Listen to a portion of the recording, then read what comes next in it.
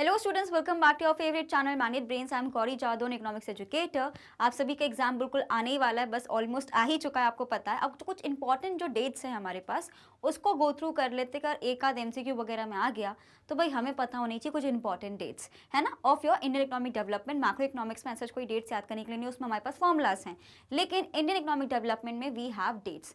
तो एक में बिल्कुल एक ही वीडियो में सारी चीज़ों को कवर कर लेंगे, बहुत जल्दी हो जाएगा, within 5 to 10 minutes. Clear? तो students, as you all know कि मैग्नेट ब्रेन एक ऐसा चैनल है जो आपको प्रोवाइड करता है high quality education, that too free of cost. We talk about CBSE, we cover classes from kindergarten to class 12th, and we also have a Hindi medium channel जहाँ पे हम कवर करते हैं आप सभी के लिए क्लासेस 6 से लेकर क्लास 12 तक। वहाँ पे जो डिफरेंट स्टेट बोर्ड्स को हम कवर करते हैं वो है हमारे पास MP board, UP board, Delhi board, Bihar board and Rajasthan board. And apart from these board classes we also provide you various other courses related to Vedic maths, crash course and so many other things as well. We also provide e notes and e books, उसकी जो link है आपको बिल्कुल description box में देखने को मिल जाएगी, तो कभी भी जाके आप देख सकते हैं। सो ऑन दैट नोट जल्दी शुरू करते हैं हमारा आज का ये सेशन कि कौन कौन सी इंपॉर्टेंट डेट्स हमें याद रखनी है। ठीक है, मैं सारी डेट्स इंक्लूड करके लेके आई हूँ, उसमें से जो ज़्यादा इंपॉर्टेंट है उसको मैं मार्क कर दूंगी। सबसे पहले बैटल ऑफ प्लासी, इसके आने के चांसेस बहुत ही कम है। Nobody is going to ask you a history question, but because हमारा जो पहला चैप्टर है हम यही देख रहे हैं on the eve of independence हमारी इकोनॉमी कैसी थी, हमने पढ़ा है बैकवर्ड थी, स्टैग्नेंट थी। क्यों थी? Because of Britishers. तो ब्रिटिशर्स का मेन एक तरीके से कदम आप ये बोल सकते हो prominent from a business dealer to a ruler शुरू हुआ था after the battle of Plassey which was held in 1757। Clear? So battle of Plassey का ये वाला ईयर हमें क्लियर हुआ। सेकेंड हमें देखना है जो जमींदारी सिस्टम हमने पढ़ा है, इसको हमने एग्रीकल्चर वाले पॉइंट ऑफ व्यू से पढ़ा है। कौन से पॉइंट ऑफ व्यू से पढ़ा है? एग्रीकल्चर में हमने पढ़ा है ना कि जमींदारी सिस्टम हो गया था जिसकी वजह से जो हमारे पास फार्मर्स थे उनको बहुत ज़्यादा सफ़र करना पड़ा, उनको टैक्सेस करने पड़ रहे थे इररिस्पेक्ट ऑफ द फैक्ट कि वहाँ पे प्रॉफिट है, लॉस हो रहा है। यूजली लॉस होता था बिकॉज हम लोग बहुत ज़्यादा डिपेंडेंट थे रेनफॉल पे, एंड उसकी वजह से जितना भी पैसा वो कमा भी रहे थे तो वो पूरा का पूरा चला जाता था थ्रू टैक्सेस। सो जमींदारी सिस्टम एक तरीके से एक इंटरमीडिएटरीज को ला दिया गया था जो फार्मर्स से पैसा लेते थे एंड ब्रिटिशर्स को देते थे। क्लियर? सो ये कब इंट्रोड्यूस हुआ है? 1793 में। नेक्स्ट है हमारे पास introduction of railways in India by the British, ये इंपॉर्टेंट है, वो है हमारे पास 1850 में। क्लियर? सो 1850 में हमारे पास रेलवेज इंट्रोड्यूस हो गए थे बाय द ब्रिटिशर्स। फर्स्ट हमारा पोस्टल स्टैंप आया है 1852 में। फर्स्ट रेलवे लिंक जो हुआ था हमारे पास बॉम्बे टू थाने, ये इंपॉर्टेंट है, वो है 1853 में। सो जो हमारे पास रेलवेज हैं, रेलवेज बन कब गए थे हमारे पास? बन हमारे पास गए थे 1850 में, लेकिन चालू हमारा 1853 में हो गया था। इसको हमें थोड़ा याद रखना है। ठीक है, नेक्स्ट जो चीज़ आपको ध्यान रखनी है, opening of Suez canal, again a very important thing, ये हमारे पास आ गया था 1869 में, एंड 1881 में हमारे पास फर्स्ट ऑफिशियल सेंसस हुआ था इंडिया का। सेंसस का मतलब क्या होता है? Where we calculate the total population of a country. Clear? Take a screenshot. इसमें इंपॉर्टेंट बहुत है आपका स्वेज कैनाल, प्लस हमारे पास जो रेलवेज वाला है, प्लस आपका जो जमींदारी सिस्टम के बारे में बात करी गई है, ये मेरे लिए इंपॉर्टेंट है, तो इसको थोड़ा सा जहन में हमें रखना है। जल्दी से इसका स्क्रीनशॉट ले लीजिए एवरीवन। डन? ओके। नेक्स्ट जो मेरे पास चीज़ आती है हमारे पास, उसको देख लेते हैं।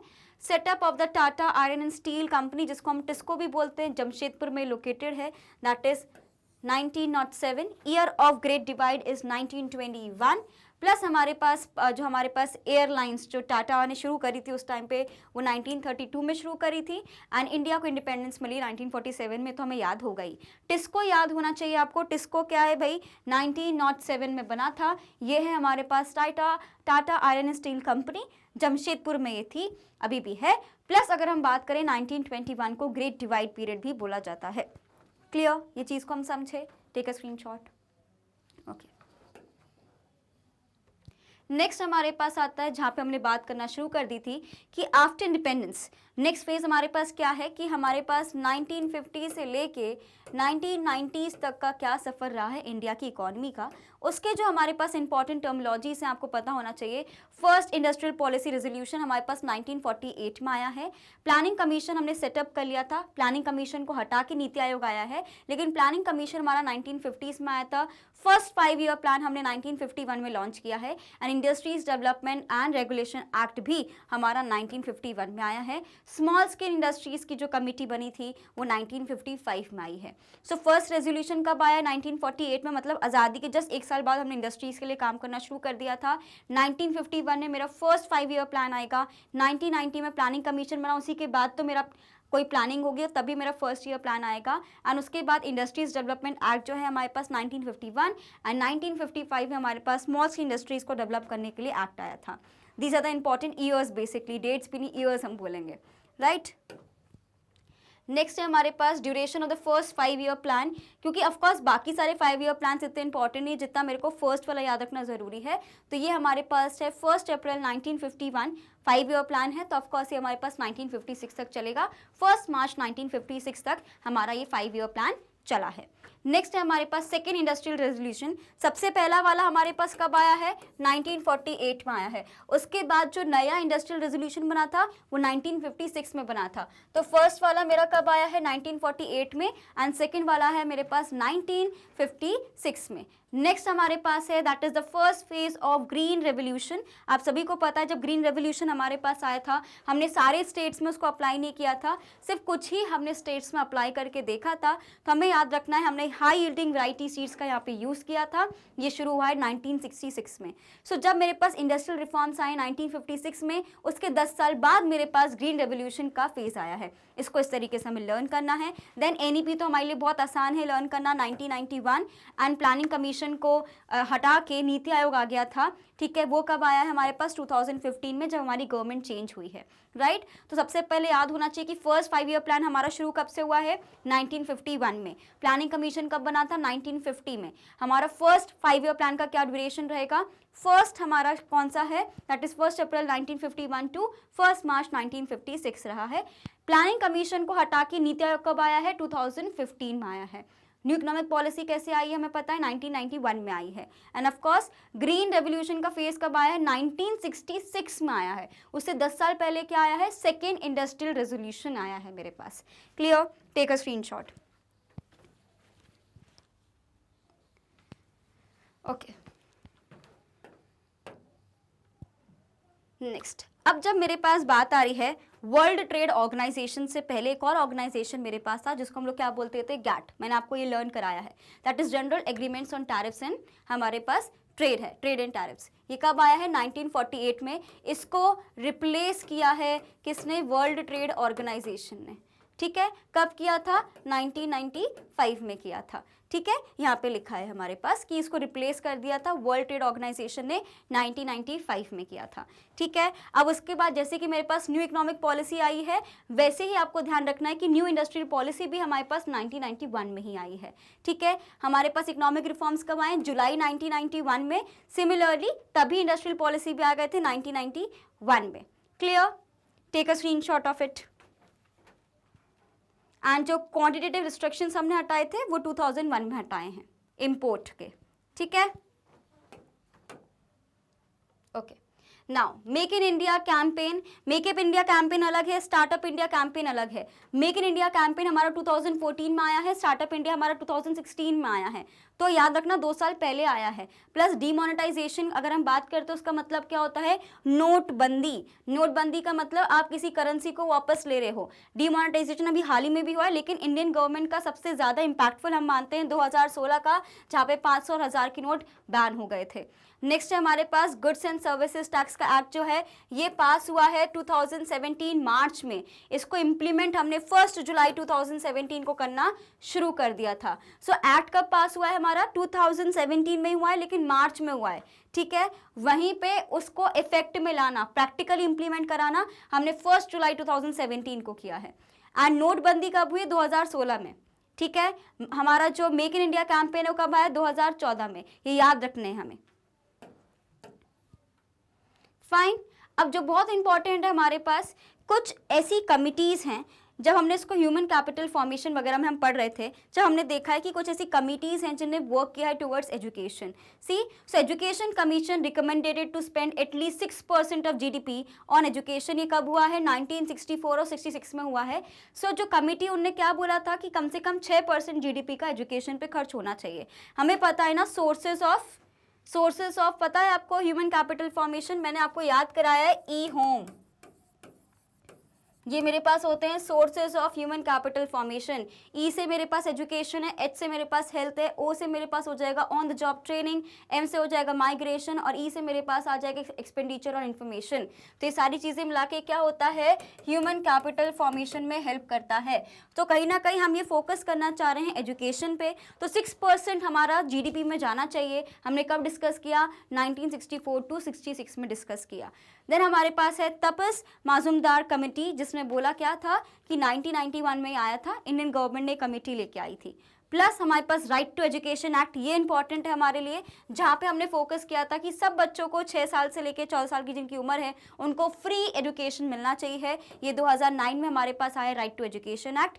देन इंडिया ने कोशिश करी थी कि हम लोग पोलियो फ्री भारत बनाएंगे, तो उसके लिए हम ये बोल सकते हैं 2014 को वर्ल्ड हेल्थ ऑर्गेनाइजेशन ने इंडिया को पोलियो फ्री डिक्लेयर कर दिया था। कब किया है, 2014 में ही डिक्लेयर कर दिया है। देन बेटी बचाओ बेटी पढ़ाओ कैंपेन 2015 से हमारा शुरू हुआ है, जिसमें मध्य प्रदेश का बहुत अच्छे से योगदान हमेशा रहा है। ठीक है, take a screenshot. Right to education क्या होता है ये याद रखना है, कब आया है, 2009 में आया है। ठीक है, बेटी बचाओ बेटी पढ़ाओ कब आया है, 2015 में आया है। 2014 में मार्च में डिक्लेयर कर दिया था वर्ल्ड हेल्थ ऑर्गेनाइजेशन ने कि इंडिया पोलियो फ्री हो जाएगा। ठीक है, याद है सभी को ये सारी चीजें। चलो now nationalisation of banks. Nationalisation of banks का मतलब क्या होता है, जब हम लोग, प्राइवेटाइजेशन क्या होता है, जब हम लोग गवर्नमेंट कंपनीज या government enterprises public sector undertakings को प्राइवेट में कन्वर्ट करते हैं।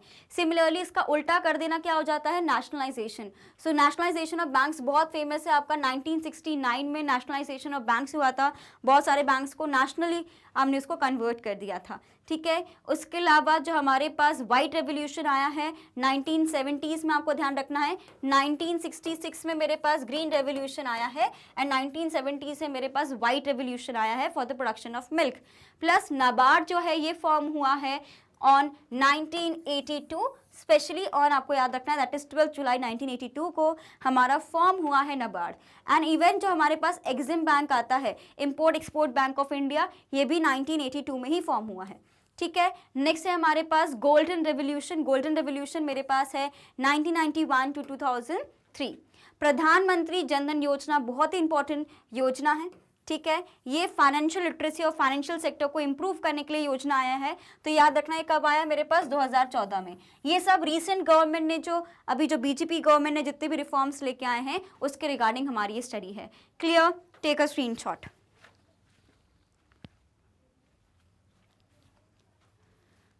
सो प्रधानमंत्री जन धन योजना क्या कहता है कि सबके लिए एक्सेसिबल बैंकिंग सर्विसेज होनी चाहिए and they should open their banks and invest and save.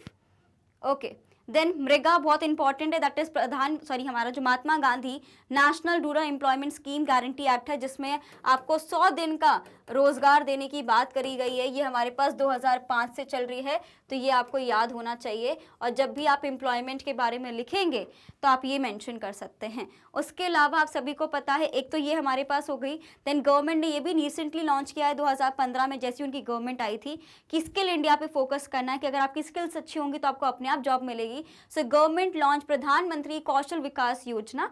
सो यहाँ पे उन्होंने स्किल एजुकेशन पे काम किया है। ठीक है, इससे पहले हमारे पास 2005 में कांग्रेस वाले लेकर आए थे, दैट इज मृगा। Clear, take a screenshot. Okay, ना अगर हम बात करते हैं, क्योंकि हम सस्टेनेबल एनवायरनमेंट के बारे में पढ़ते हैं, सेंट्रल पोल्यूशन कंट्रोल बोर्ड जो देखता है कि जो भी स्टैंडर्ड्स मेंटेन करे गए हैं, जो भी सस्टेनेबल डेवलपमेंट गोल्स हैं, उसके अकॉर्डिंगली इंडस्ट्रीज वर्क कर रही हैं कि नहीं कर रही। ये 1974 में फॉर्म हुआ है। और वेरी वेरी इंपॉर्टेंट, ये आपको ध्यान रखना है। एनवायरमेंटल प्रोटेक्शन एक्ट तो हम सभी को याद है, 1986 में आया है। एंड 1992 में हमारे पास हुआ है मॉन्ट्रियल प्रोटोकॉल। ठीक है, हमने पढ़ा है ओजोन लेयर डिप्लीशन के बारे में, we have studied about global warming and all. So we have special protocols जो डिफरेंट कमिटीज बन के बनाते हैं यूनाइटेड नेशंस के थ्रू। सो हमें याद रखना है कि मॉन्ट्रियल प्रोटोकॉल हमारा 1992 में बना है। ठीक है, एनवायरमेंटल प्रोटेक्शन एक्ट हमारा 1986 है। सीपीसीबी जो हमारे पास है वो कब बना है, 1974 में। नाउ अब हमारे पास जो लास्ट चैप्टर आता है हमारे पास, इसमें बहुत इंपॉर्टेंट है हमारे पास डेट्स, बिकॉज इसमें हम कंपेयर करने वाले हैं इंडिया, पाकिस्तान और चाइना की इकोनॉमी को। सबसे पहले देख लेते हैं कि पाकिस्तान को इंडिपेंडेंस कब मिली है। 1947 में ही मिली है। ऑफ कोर्स 14 अगस्त को सेलिब्रेट करते हैं। इंडिया सेलिब्रेट करता है इंडिपेंडेंस 15 अगस्त 1947। नेक्स्ट अगर हम बात करें चाइना का एस्टैब्लिशमेंट, अगर हम बात करें रिपब्लिक ऑफ चाइना, जो साथ में मिलकर पूरा एक एसोसिएशन बना था, वो बना है 1949 में। क्लियर। अब याद रखना है जो 5 ईयर प्लान्स है, अभी मैंने आपको बताया कि इंडिया में कब शुरू हो गए थे 1951 में, बिकॉज 1950 में मेरे पास प्लानिंग कमीशन बन चुका था।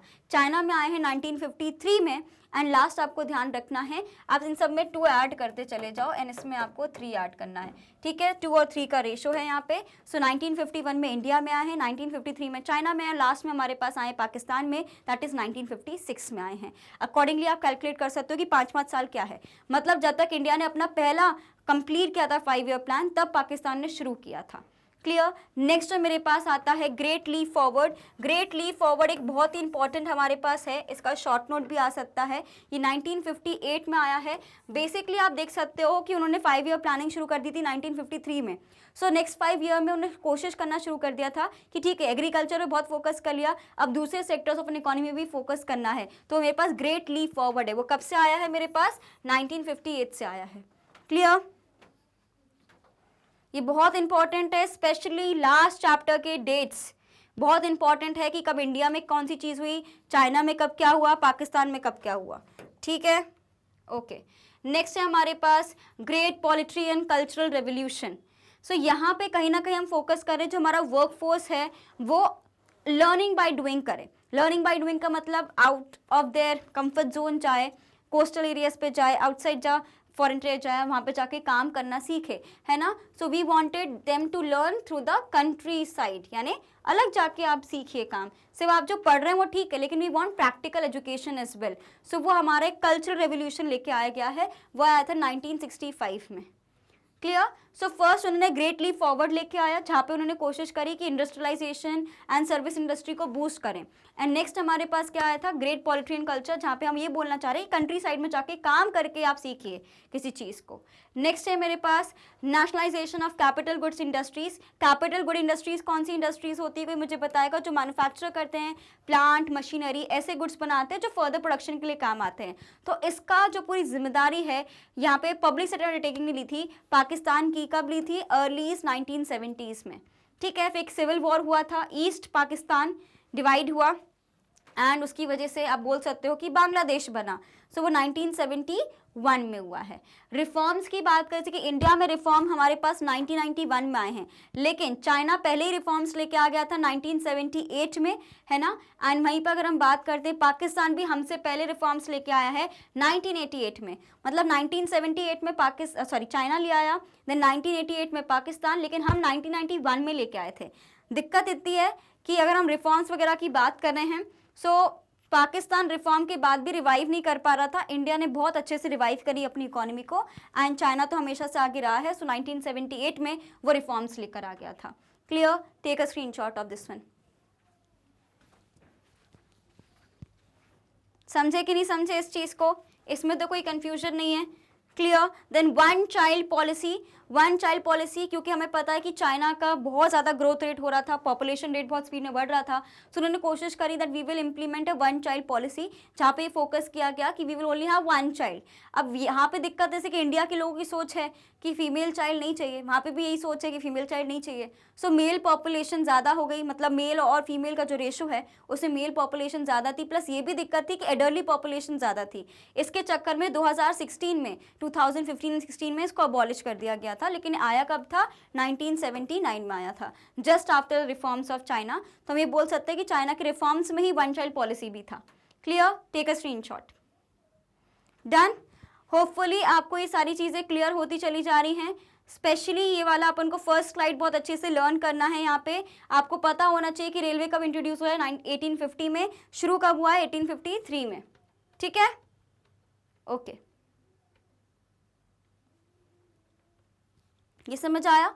नेक्स्ट है हमारे पास special economic zones. Special economic zones किसी भी इकोनॉमी की बूस्ट करने के लिए जोन्स बनाए जाते हैं। तो चाइना से शुरू हुआ था 1980s में, इंडिया में भी अब स्पेशल इकोनॉमिक जोन्स है, लेकिन फर्स्ट इनिशिएटिव 1980s में ही चाइना ने ले लिया था एंड अबॉलिश कर दिया था वन चाइल्ड पॉलिसी इन 2015। कहीं आपको 2015 दिखेगा, कहीं 2016 दिखेगा, ठीक है। सो 2015-16 मान के चलेंगे हम for the abolishment of one child policy. Clear, take a screenshot. Special economic zones याद रखना, सबसे पहले कहाँ आए हैं, चाइना में आए हैं, 1980s में आए हैं। Hopefully this is done, clear, समझ गए इस चीज़ को, आगे बढ़े। फाइन। तो स्टूडेंट्स ये थे हमारे कुछ इंपॉर्टेंट डेट्स या हम बोल सकते हैं इंपॉर्टेंट ईयर्स जो हमें याद रखने हैं, जिससे कभी कभी कोई MCQ आ गया, कोई पर्टिकुलर असर्शन और रीजन बेस्ड क्वेश्चंस क्योंकि अब आ जाते हैं, वो तो स्टेटमेंट बेस्ड क्वेश्चंस होते हैं, है ना। आपसे बोल देंगे कि हमारे पास वन चाइल्ड पॉलिसी कब अबॉलिश हुई। सो अब one child policy was abolish in 2015 because of the gender disparity. Assertion और रीजन दे दिया, पर अगर हमको याद ही नहीं कि वन चाइल्ड पॉलिसी कब आई तो अपन कैसे करेंगे। तो ऐसे केसेस में हमेशा हमेशा अच्छा रहता है कि हमें डेट्स वगैरह याद हो। तो ये कुछ इंपॉर्टेंट डेट्स हैं जो आपको याद रखनी है। तो students, as you all know कि मैग्नेट ब्रेन्स एक ऐसा चैनल है जो आपको प्रोवाइड करता है high quality education that too free of cost. You offer CBSE, we cover classes from kindergarten to class 12th and we also have a Hindi medium channel जहाँ पे हम कवर करते हैं आप सभी के लिए क्लासेस 6 से लेकर क्लास 12 तक। वहाँ पे जो डिफरेंट स्टेट बोर्ड्स को हम फॉलो करते हैं वो है हमारे पास MP board, UP board, Delhi board, Bihar board and Rajasthan board. And apart from these board classes, we also provide you 3 special courses like Vedic Maths Crash Course and Spoken English Course. We also provide e-notes and e-books, उसकी जो link है आपको बिल्कुल description box में देखने को मिल जाएगी, तो कभी भी जाके आप देख सकते हैं स्टूडेंट्स। एंड आप सभी को पता है कि हमें सिर्फ यूट्यूब पे नहीं, आपको various other social media site से फॉलो करना है, चाहे वो फेसबुक हो, इंस्टाग्राम हो, ट्विटर हो या व्हाट्सअप हो, ताकि कोई भी इंपॉर्टेंट अपडेट आपसे बिल्कुल मिस ना हो। आपको कोई भी इन्फॉर्मेशन चाहिए हो, कोई भी डाउट हो, आप हमारे एप्लीकेशन या हमारी वेबसाइट को भी रेफर कर सकते हैं। So on that note students, keep practicing, keep learning, all the best for examination. Do not worry, do not take tension, everything will be fine. बहुत अच्छे से हो जाएगा सब, just keep preparing well and all the best. And thank you for watching this video.